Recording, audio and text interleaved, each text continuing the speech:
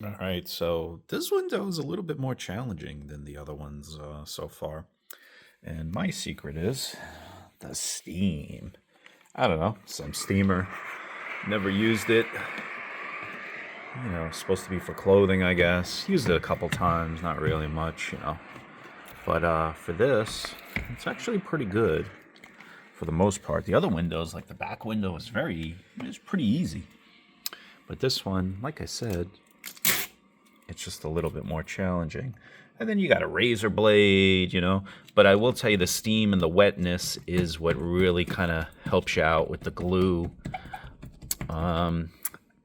If I have two different sort of razor blades too. You got to really clean them and change them. Makes it a lot easier also. But what really would probably make this easier if I had one with a handle and it was attached. I will tell you that.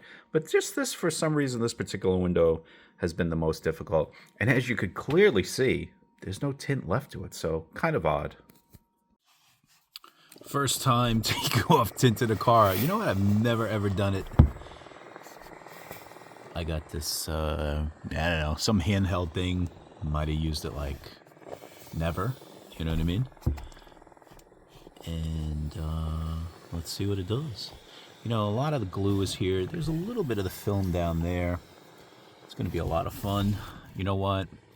I do not want to use any razor blades because I know what happens. It just doesn't work out. You're going to end up ruining the rear defrost.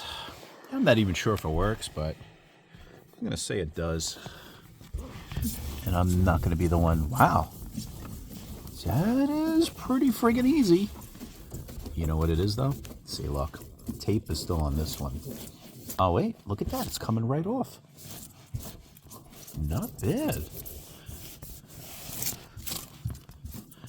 Look at that.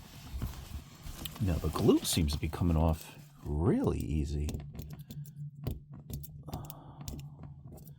Not bad at all for...